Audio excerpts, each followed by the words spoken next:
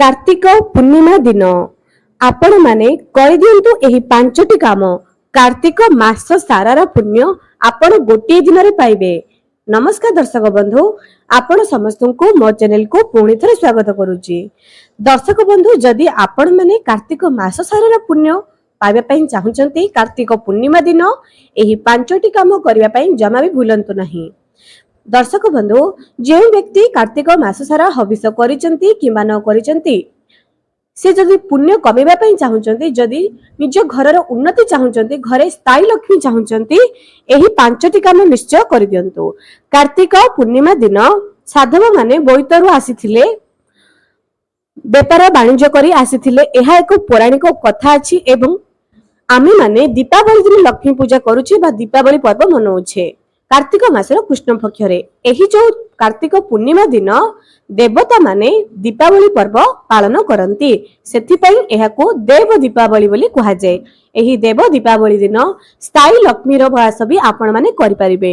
जेउ माने दीपावली दिन लक्ष्मी गणेशଙ୍କର पूजा करि पारि नाहंती कोनोसी कारणवशतः, से माने कार्तिक पूर्णिमा दिन सेही परि आडंबर भावरे लक्ष्मी गणेशଙ୍କର पूजा निहाती करि परिबे। एवं एही दिन दीप प्रज्वलन भी नियम रही। आसंतु जानिबा देव दीपावली दिन केउ केउ काम आपण माने करिवे बा कार्तिक पूर्णिमा दिन एही पांचटी काम निहाती करि दियंतु निज घरे। एही कार्तिक पूर्णिमा रो आरो कार्तिक पूर्णिमा भितरे देखिबे आपनको घरे केते उन्नति होउछि। नमस्कार दर्शक बंधु, आपण समस्त को मो चैनल को पुणी थरे स्वागत करूची। दर्शक बंधु, चलंतु आज आमे जानिबा जे कार्तिक पूर्णिमा रे केउ पांचटी काम करिबा। कार्तिक मास पुण्यर मास, धर्मर मास। एही कार्तिक पूर्णिमा रे जे बड़ एकादशी पड़िथिला, अर्थात जहा कि देव उत्थापन एकादशी आमे कहिबा, सेही दिन प्रभु नारायण जोग निद्रा वा शयन निद्रा रो उठिथिले एवं तापरे जेतक शुभ कार्य आरंभ हेबो। एहा एक धर्मर मास एवं आपण माने निहाती एही कार्तिक पूर्णिमा दिन गोटे पांचटी काम निश्चय कर दियंतु। आगो को गोटे गोटे करी आपण को पांचटी काम कहिबी, निहाती अति भक्तिर सहकारे समय बाहर करी कार्तिक पूर्णिमा दिन एही पांचटी काम निश्चय कर दियंतु। ता गुरु मोर प्रिय दर्शक बंधु को अनुरोध करूची जे जदि ए पर्यंत मो चैनल को सब्सक्राइब करि नांती, निहाती सब्सक्राइब करंतु। पाखर थिबा बेल आइकन को प्रेस करी वीडियो को गोटे लाइक टी कर दियंतु एवं कमेंट सेक्शन रे जय जगन्नाथ निहाती लेखंतु। एबे प्रथम काम, आपण माने मास सारा कार्तिक स्नान करंतु किबा न करंतु, कार्तिक पूर्णिमा दिन गोटाई थर ब्रह्म मुहूर्त उठी करी गंगा जल रे स्नान करिवे। आमे पवित्र नदी को न जाई पारिले भी जदि निज घरे गंगा पानी पकाई करी हर हर गंगे कहि करी जदि आमे स्नान करिबा, कार्तिक पूर्णिमा रो फल आमे पाई परिबा। कार्तिक पूर्णिमा दिन आपण माने एटलिस्ट एही गोटाई काम तो निहाती करि दियंतु। एहा आपणकर प्रथम काम। तुरंत आसी जांतु द्वितीय को।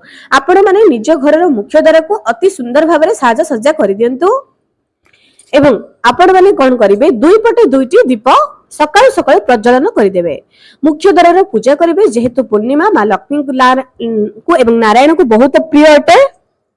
तुलसी रे पूजा निश्चय करि दियंतु। जे माने बड़ एकादशी रे बा देव उत्थापन एकादशी रे तुलसी पूजा भल से करि पारि नाहंती बा पंचक व्रत करि पारि नाहंती, से एही दिन निश्चय करि पारिबे। से दिन मां वृंदावती को दुईटी चूड़ी एवं गोटे नाली ओढ़णी निहाती अर्पण करंतु। एमिति कले भी मांकर कृपा पाई परिबे। एही दिन भी आपण वृंदावतींकर अळा वृक्षर एवं आपण माने कदली वृक्षर ए सबुर पूजा भी आपण माने अति सुंदर भाबरे करि परिबे। एवं आपण जदि आगरु लक्ष्मी गणेशଙ୍କର दीपावली रे पूजा करिथिले, ताहांको भी एही दिन भल भाबरे डिगी पूजा करि देबे।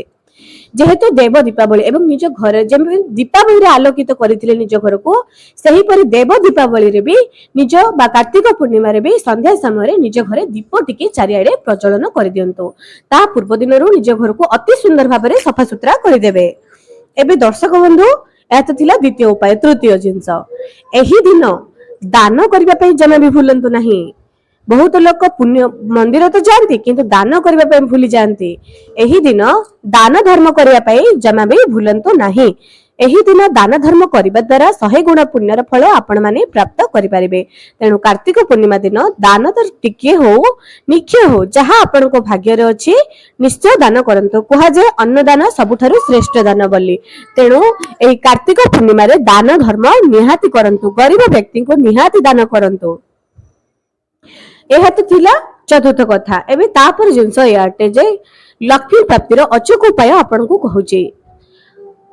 କିଛି ମହୁ ନେବେ, ପାନ ପତ୍ରରେ ମହୁ ମା ଲକ୍ଷ୍ମୀଙ୍କୁ ଆଜିର ଦିନରେ ଭୋଗ ଦେବେ ସନ୍ଧ୍ୟା ସମୟରେ ଏବଂ ଠିକ ସେହି ଦିନ ହିଁ ଦେବଦେବ ମହାଦେବଙ୍କର ଶିବଲିଙ୍ଗରେ ଗୋଟିଏ ପତ୍ରରେ ମହୁ ରଖିକରି ଶିବଲିଙ୍ଗରେ ଅର୍ପଣ କରିବେ।